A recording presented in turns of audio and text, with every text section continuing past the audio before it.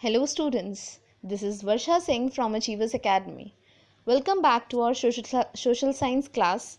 So class 10th, as you know, we have already completed our chapter 1 of geography, economics and history, right? And today we are going to start with this chapter 1 of civics, right? So the first chapter here is power sharing. So before starting this, as always, I state you, please take your textbook while you are attending this lecture so that you can have better look to it. Fine. So without wasting any time, let's move to this chapter.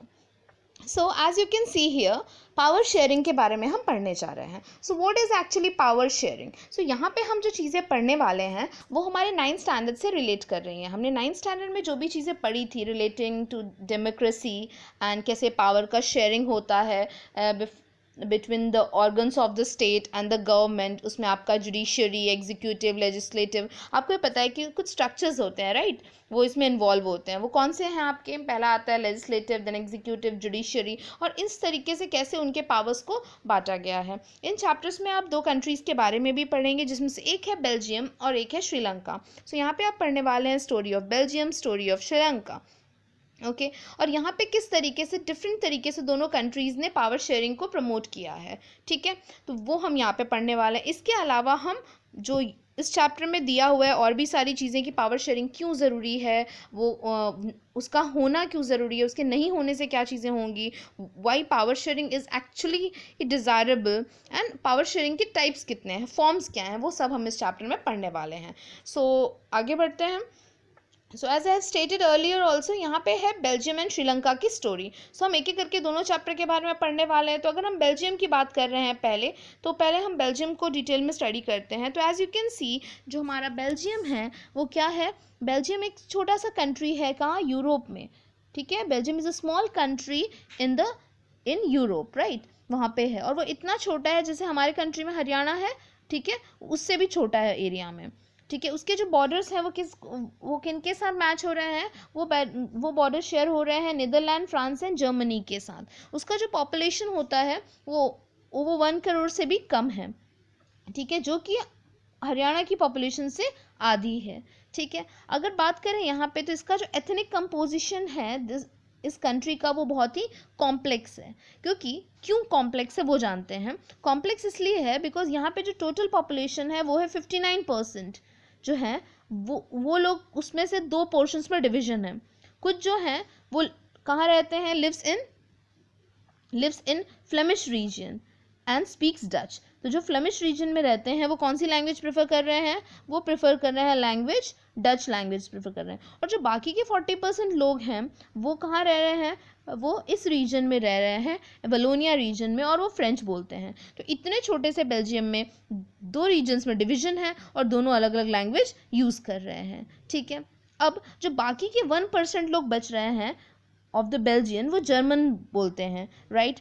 In the capital city Brussels, जो Belgium का capital है वहाँ पे Brussels, वहाँ पे रह रहे हैं. और 80% जो लोग हैं वो फ्रेंच बोलते हैं और 20% लोग क्या बोल रहे हैं? डच बोल रहे हैं. तो इस तरीके से इसका जो कंपोजिशन है वो थोड़ा अलग है, क्योंकि इससे क्या होता है, आपने अगर ध्यान से नोटिस किया हो तो जो फ्रेंच बोलने वाले लोग हैं वो मेजॉरिटी हैं और जो डच स्पीकिंग लोग हैं वो माइनॉरिटी हैं. तो जहाँ पे भी मेजॉरिटी एंड माइनॉरिटी की बात आती है आपको भी पता है कि क्या होगा, एक रिच जो कम्युनिटी है वो पुअर कम्युनिटी पे हमेशा हावी रहता है. उसी तरीके से यहाँ पे जो हमारा मेजॉरिटी लोग हैं, मेजॉरिटी पीपल जो हैं, जो फ्रेंच स्पीकिंग पीपल हैं, उनका जो फॉर्म है वो ज़्यादा रहेगा ऑलवेज डच स्पीकिंग लोगों से. ठीक है, तो उसी के हिसाब से यहाँ पे एजुकेशन से लेके हर जगह फ्रेंच को ज़्यादा प्रायोरिटी दी जाती है. Even the tensions between 2 communities was more acute in Brussels. Brussels present a special problem. The Dutch-speaking people constitute a majority in the country but a minority in the capital. हुआ ये कि अगर country में देखा जाए तो वैसे Dutch speaking लोग बहुत ज़्यादा हैं, बट अगर यहाँ पे देखा जाए आपके कंट्री के कैपिटल में देखा जाए तो कैपिटल में डच स्पीकिंग लोग क्या है? माइनॉरिटी बन जा रहे हैं, बिकॉज वो सिर्फ 1% ही हैं. सेम चीज़ हुई हमारे श्रीलंका के साथ. अब श्रीलंका में क्या हुआ? Sri Lanka is an island nation south of India में जो है. ठीक है, द मेजर सोशल ग्रुप्स जो हैं श्रीलंका के वो या तो सिन्हालाज हैं जो सिन्हाला स्पीकर्स हैं, या तो यहाँ पे जो है रेस्ट वो है तमिल स्पीकर्स। जो सिन्हाला स्पीकर्स हैं उनका जो परसेंट है दैट इज़ 74% लोग हैं जो श्रीलंका में सिन्हाला लैंग्वेज यूज़ कर रहे हैं। एंड रेस्ट जो आपके यहाँ पे हैं 18% वो है आपके लिए यहाँ पे तमिल स्पीकर्स हैं। ठीक है, तो जिसकी वजह से होता क्या है कि यहाँ पे अगेन मेजॉरिटी एंड माइनॉरिटी का एक सेक्शन बन जाता है। जो सिन्हाला स्पीकर्स हैं वो मेजॉरिटी में है और जो तमिल स्पीकर्स हैं वो माइनॉरिटी में है। सो एमंग तमिल्स देयर आर 2 सब ग्रुप्स। अब इन्होंने तमिल में भी क्लासीफाई कर दिया है। किस तरीके से किया क्लासिफिकेशन? अब जो तमिल में भी श्रीलंका को बिलोंग करते हैं और जो तमिल इंडियंस हैं उनको उन्होंने अलग अलग तरीके से बांट दिया है। सी यहाँ पे डिवीजन आप देख सकते हैं, उनको श्रीलंकन तमिल्स बोला हुआ है 13% में, एंड द रेस्ट जो वहाँ पे रह रहे हैं वो इंडियन तमिल्स हैं, क्योंकि वो वहाँ से काम के पर्पस के लिए श्रीलंका में शिफ्ट हुए थे। तो इस तरीके से 3 सेक्शंस में बांट दिया गया है। सो अब अगर आप यहाँ पे देखोगे तो Sri Lankan Tamils are concentrated in the north and eastern part of the country. Most of the Sinhala speaking people are Buddhist. तो अब जितने भी जो लोग सिन्हाला लैंग्वेज फॉलो करते हैं वो क्या है, बुद्धिस्ट हैं। और मोस्टली जो तमिलियंस हैं वो हिंदू या मुस्लिम्स हैं। तो अब यहाँ पे हो ऐसा गया है कि टोटल 7% जो है वो क्रिश्चियंस बच गए हैं। तो जो लोग क्रिश्चियंस हैं उनमें कुछ कम्युनिटी ऐसी है जिसमें बोथ मतलब कुछ क्रिश्चियंस तमिलियन भी हैं, कुछ क्रिश्चियंस सिन्हाला लैंग्वेज को भी प्रेफर कर रहे थे। तो अगेन आपने अगर यहाँ पे देखा हो तो सेम ब्राज़ील आपके बेल्जियम जैसा प्रॉब्लम यहाँ पे भी हो गया है। तो ये कुछ प्रॉब्लम है जो वहाँ पे भी हो रही थी और श्रीलंका में भी हो रही है। और ये मेजर प्रॉब्लम क्या है, तो मेजर प्रॉब्लम यही है कि मेजॉरिटिज्म का प्रॉब्लम हो जा रहा है। ठीक है, जो मेजॉरिटी हो रही है वो ओवर रूल कर रही है माइनॉरिटी को। तो उसी के बारे में हमने इन दोनों कंट्रीज़ का एग्जाम्पल लेके समझा कि किस तरीके से एक कम्युनिटी दूसरा जो आपका कम्युनिटी है उस पर डोमिनेटिंग हो सकता है। ठीक है, नेक्स्ट है यहाँ पे मेजॉरिटिज्म इन श्रीलंका। तो श्रीलंका को यहाँ पे फिर से हाईलाइट किया है हमने और देखा है कि किस तरीके से श्रीलंका ने ये प्रॉब्लम को सॉर्ट किया। ठीक है, और उन्होंने इस प्रॉब्लम का सोल्यूशन कैसे निकाला। सो डेमोक्रेटिकली अगर बात करें तो डेमोक्रेटिकली इलेक्टेड गवर्नमेंट जो थी उन्होंने मेजॉरिटम पॉलिसी को अपनाया। सो Sri Lanka emerged as an independent country। 1948 में आपका श्रीलंका क्या हो गया था, इंडिपेंडेंट कंट्री डिक्लेरेशन आ गया था। उसके बाद क्या हुआ, वहाँ पे जो लीडर्स थे सिन्हाला कम्युनिटी के, क्योंकि उनका रूल था तो उन्होंने ये डिसाइड किया था कि वही डोमिनेटिंग ग्रुप है तो उसी लैंग्वेज को प्रायोरिटी देनी चाहिए। सो जो लीडर्स थे of the Sinhala community they secure their position and अपने डोमिनेंस के थ्रू उन्होंने क्या किया, खुद मेजॉरिटी बन गए और उसी लैंग्वेज को मेजॉरिटी दिलाने की कोशिश की। सो वहाँ पे तब ये वर्ड आया आपका जो है यहाँ पे मेंशन है that is related to majority, majoritarian, right. तो उस टाइम पे सिन्हाला की सुप्रीमेसी ज़्यादा हो गई थी। ठीक है, फिर एक एक्ट पास हुआ in 1956। According to that recognise Sinhala as the only official language thus disregarding Tamil.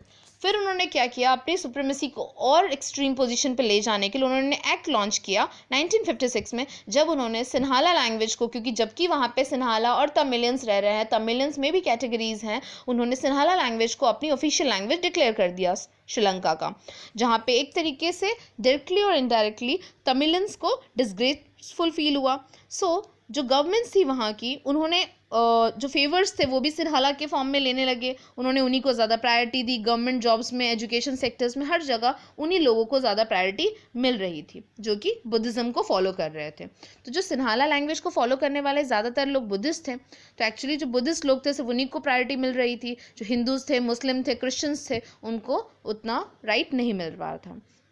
So all these government's measures coming one after the other gradually increase the feeling of alienations among the Sri Lankan Tamils। अब alienation क्या होता है? Alienation that means जहाँ पे आप disrespectful feel करते हो, आपको डायरेक्टली और इनडायरेक्टली कंपेयर किया जा रहा था। तो वहाँ पे जो तमिलियंस थे, जिसमें हिंदू थे, मुस्लिम्स थे एंड क्रिश्चियंस थे, उनको बहुत ही ज़्यादा डिसग्रेसफुल लग रहा था, बिकॉज वहाँ पे वो इंसल्टिव फील कर रहे थे, क्योंकि उनकी लैंग्वेज को, उनके कल्चर को मतलब बिल्कुल भी एक्सेप्ट नहीं किया गया था।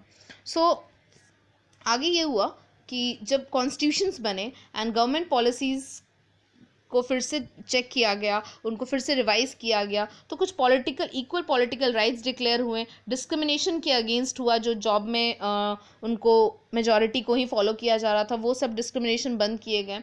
और जो अपॉर्चुनिटीज़ थे जिनको वो लोग इग्नोर कर रहे थे, सिर्फ सिन्हालास को ही प्रायोरिटी दे रहे थे, वो सारी चीज़ों में भी चेंज हुआ। आप यहाँ पे एक श्रीलंका का मैप देख सकते हैं और यहाँ पे कुछ पार्टेक्स भी हैं जिसमें आप कलर से डिफाइन कर सकते हैं कि देखिए इंडियन तमिल्स कितने हैं, एक्चुअली सिन्हालीज कितने थे। तो मेजॉरिटी के अकॉर्डिंग मेजॉरिटिज्म हो रहा था। And what does this majoritarianism actually means? So it means a believe that the majority community should be able to rule a country.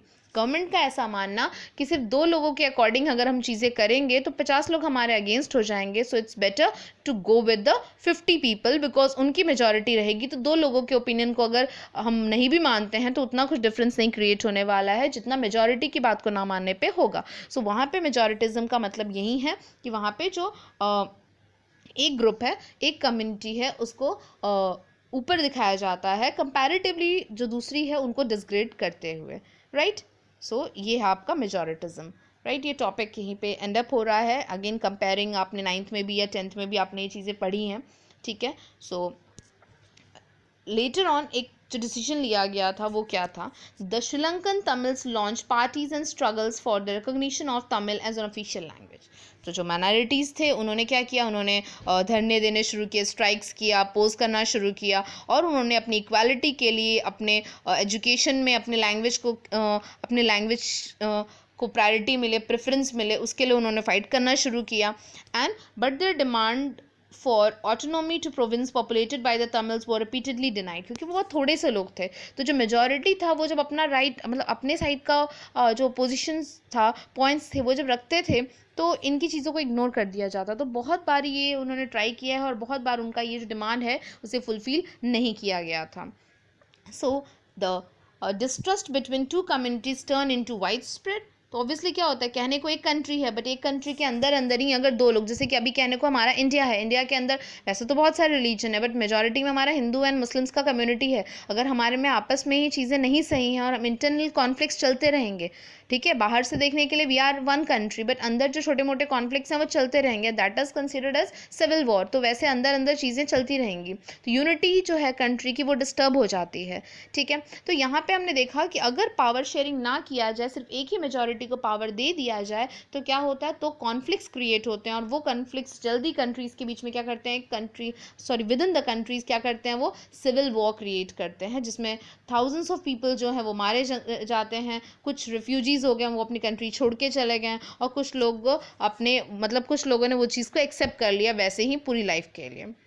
तो इस तरीके से हमने एक श्रीलंका का केस देखा जहां हमने ये देखा, क्योंकि ये हम क्यों एग्जांपल्स पढ़ रहे हैं आपको पता है, ताकि हमें पता चले कि एक्चुअल में एग्जाम में कोई आपसे नहीं पूछने वाला कि what happen in Sri Lanka and what happen in Belgium. ये आपके समझने के लिए एक एग्जाम्पल है सिर्फ, क्योंकि एग्जाम में आपसे इस चैप्टर की अगर बात करें तो एवरी ईयर एग्जाम में सिर्फ 3 क्वेश्चंस होते हैं।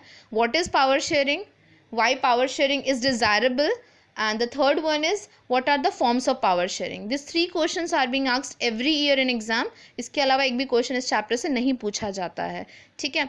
बट ये क्यों समझना ज़रूरी है, क्योंकि जब आप आंसर करोगे कि क्यों पावर शेयरिंग ज़रूरी है, तो ये जो श्रीलंका का एग्जाम्पल है ये आपका पहला एग्जाम्पल है जिससे आपको पता चलेगा कि पावर शेयरिंग क्यों ज़रूरी है, टू रिड्यूस द कॉन्फ्लिक्ट्स। अगर श्रीलंका में पावर शेयरिंग हो गई होती तो कॉन्फ्लिक्ट्स नहीं होते, सिविल वॉर नहीं होते, ठीक है। अब हम नेक्स्ट चलते हैं बेल्जियम के पास, जहाँ से हमें हमारा दूसरा रीज़न मिलेगा that why power sharing is necessary. So यहाँ जो हमारा टॉपिक है वो है एकोमोडेशन में भी मेजॉरिटी का बहुत इशू था, क्योंकि 80% जो लोग थे वो फ्रेंच स्पीकिंग पीपल थे और जो हमारे 20% बचे कुछ लोग थे वो थे हमारे डच स्पीकिंग। तो डच वाले माइनॉरिटी में आ गया, उनको अगेन गवर्नमेंट सेक्टर्स में और एजुकेशन में उनको प्रायोरिटी नहीं मिल रही थी। सो यहाँ पे कुछ चीज़ें लिखी हैं आपके बुक में, मेंशन है डेट्स के साथ। बिटवीन 1970 एंड 1993 जो अमेंडमेंट या कॉन्स्टिट्यूशंस बना वो 4 टाइम्स चेंज हुआ, क्योंकि चीज़ें जो बन रही थी वो किसी के फेवर में थी तो किसी को उससे ज़्यादा फ़ायदा नहीं हो पा रहा था। तो उस टाइम पे जो कॉन्स्टिट्यूशन था उनका बेल्जियम का वो 1970 से लेकर 1993 के बीच में 4 बार लॉन्च हुआ। एंड फाइनली कुछ जो एलिमेंट्स थे बेल्जियम के कॉन्स्टिट्यूशन मॉडल्स में वो यहाँ मेंशन किए गए, जिसमें से पहला आपके पास जो पॉइंट है वो है constitution prescribes that number of Dutch and French speaking people ministers shall be equal in central government। पहले कॉन्स्टिट्यूशन का जो पहला पॉइंट था वो ये था कि according to the law linguistic हम क्या नहीं करेंगे, डिस्क्रिमिनेशन नहीं करेंगे और जो डच एंड फ्रेंच स्पीकिंग लोग हैं उनको हम सेंटर में इक्वालिटी प्रोवाइड करेंगे मिनिस्टर्स में, क्योंकि कोई मिनिस्टर है किसी उसकी गवर्नमेंट बननी चाहिए बिकॉज उसके गवर्नमेंट में ज़्यादा मिनिस्टर फ्रेंच स्पीकिंग है और फ्रेंच की मेजॉरिटी है, तो वो हम नहीं देखेंगे, उन्होंने ये कहा था। सेकेंड पॉइंट जो क्रिएट किया गया था वो था many parts of the central government have been given to state governments of to regions of the country, the state governments are not subordinate to the central government. वहाँ ये किया गया, उन्होंने बोला अकेले सेंट्रल गवर्नमेंट इतना कैपेबल नहीं है कि वो डिसीजन ले, क्योंकि सेंटर की अगर बात करें तो सेंटर में डच क्या है, मेजॉरिटी है, बट अगर हम कैपिटल्स की बात करें, स्टेट की बात करें, तो स्टेट के अंदर डच माइनॉरिटी है, तो किसी एक को पावर दे देना गलत होगा, तो हम क्या करेंगे, सेंटर अपना संभालेगा और स्टेट को पावर डिवाइड कर दी जाएगी। बट एक चीज़ का प्रॉब्लम था यहाँ पे, उन्होंने ये चीज़ कही थी कि स्टेट कहीं से भी रिस्पॉन्सिबल नहीं है, सेंट्रल गवर्नमेंट को आंसरेबल नहीं है। ठीक है, जो थर्ड पॉइंट था वो है Brussels have a separate government in which both the communities have equal representatives. तो ब्रुसेल्स ने क्या किया था, उन्होंने दोनों के दो गवर्नमेंट बना दिए, डच वालों के डच वाले एंड फ्रेंच वालों का फ्रेंच, और बस उन्होंने ये चीज़ बोला था कि इक्वल रिप्रेजेंटेशन जो होगा वो दोनों में होगा। For this the French speaking people accepted equal representation in Brussels because the Dutch speaking community has accepted equal representation in the central government. तो उन्होंने डिवीजन कैसे किया था, उन्होंने बोला कि अगर आप स्टेट की बात करते हो तो स्टेट लेवल पे फ्रेंच बोलने वाले लोग ज़्यादा हैं, तो स्टेट में जो मेजॉरिटी या पावर देना है गवर्नमेंट का वो फ्रेंच वालों के हाथ में दे दो, और क्योंकि सेंटर की बात करें तो सेंटर में डच क्या है, मेजॉरिटी में है, डोमिनेटिंग ग्रुप है, तो आप सेंटर में डच वालों को दे दो। तो इस तरीके से कुछ जुगाड़ के साथ उनको लगा कि ये सारी चीज़ें करने से मे बी जो प्रॉब्लम है डिस्क्रिमिनेशन का वो सॉर्ट आउट हो जाएगा। और इसी के साथ जो पांचवा पॉइंट है आपका यहाँ पे चौथा पॉइंट है वो यहाँ पे मेंशन है। इसमें क्या था, that apart from the central and state government there is third kind of government that is community government. अब क्या किया था उन्होंने, सेंट्रल और स्टेट में तो उन्होंने बांट ही दिया कि ये फ्रेंच का हिस्सा है, ये डच का हिस्सा है। उसके अलावा बेल्जियम ने एक और गवर्नमेंट फॉर्म कर दी थी, that is considered as community government. This community government को कौन इलेक्ट कर रहा था, तो this community government is elected by people belonging to one language community, Dutch, French and German speaking, no matter where they live. तो community government का मतलब था ये वो गवर्नमेंट थी कि फ़र्क नहीं पड़ता कि आप स्टेट का हिस्सा हो, आप सेंटर का हिस्सा हो, किसी का भी हिस्सा हो, आप इस कम्युनिटी ग्रुप का हिस्सा हो ही, मतलब फ्रेंच वाले फ्रेंच में रहेंगे और डच वाले डच में रहेंगे। ठीक है, वो ये सिंपल सी चीज़ थी। This government has the power regarding cultural, education and language. तो ये जो चीज़ें करनी थी वो कम्युनिटी गवर्नमेंट के हाथ में दे दी गई थी। सो यहाँ पे आपने देखा कि किस तरीके से बेल्जियम ने इन प्रॉब्लम का सोल्यूशन लाने के लिए स्टेप्स लिए थे। तो श्रीलंका एंड बेल्जियम दोनों के पार्ट्स जो हैं वो हमने यहाँ पे देख लिए हैं। ठीक है, अब जो एक्चुअल चीज़ है वो हमारा क्वेश्चन जो एग्जाम में बोर्ड के अकॉर्डिंग बहुत इंपॉर्टेंट है, वो क्वेश्चन रहा ये, why power sharing is desirable. Power sharing क्यों डिज़ायरेबल है, तो याद रखना आपसे एग्जाम में कई बार ये पूछा जाता है what is power sharing and why power sharing is desirable, या कई बार ये बोला जाता है give one moral reason and one prudential reason for power sharing. Power sharing के होने के लिए एक मॉरल रीज़न दीजिए और एक प्रूडेंशियल रीज़न दीजिए, तो वो दोनों रीज़न आपको यहीं से निकालने हैं। ठीक है, तो पहली बात पावर शेयरिंग क्या होती है उसका डिफाइन आपको करना है। सो पावर शेयरिंग क्या है, सो पावर शेयरिंग जो है उसका मतलब है पावर का divisions between different groups of community या कंट्री। ठीक है, दैट इज़ पावर शेयरिंग। ठीक है, अभी पावर शेयरिंग तो है बट पावर शेयरिंग क्यों डिज़ायरेबल है हमने वो पढ़ना था, राइट। सो पावर शेयरिंग इसलिए डिज़ायरेबल है क्योंकि कोई किसी पे भारी ना पड़े, कोई अपनी बात को मनवा ना सके, सबके इक्वल राइट्स होने चाहिए, सबको अपना बात कहने का राइट होना चाहिए। कोई एक डोमिनेटिंग ग्रुप, एक जो छोटा ग्रुप है, माइनॉरिटी ग्रुप है, उस पर डोमिनेंस ना क्रिएट करे, इन सारी चीज़ों के लिए होता है। सो यहाँ पे मेंशन है आपके पास, फर्स्टली पावर शेयरिंग क्यों ज़रूरी है। Firstly power sharing is good because it helps to reduce the possibility of conflict between social groups. Social groups के बीच में क्या करता है, कॉन्फ्लिक्ट्स कम करता है। This is why power sharing is desirable. And what is the second reason, the second reason is, deeper reason is power sharing is good for democracy. Power sharing is spirit of democracy. क्यों, power sharing is the very spirit of democracy. A democratic rule involve sharing of power.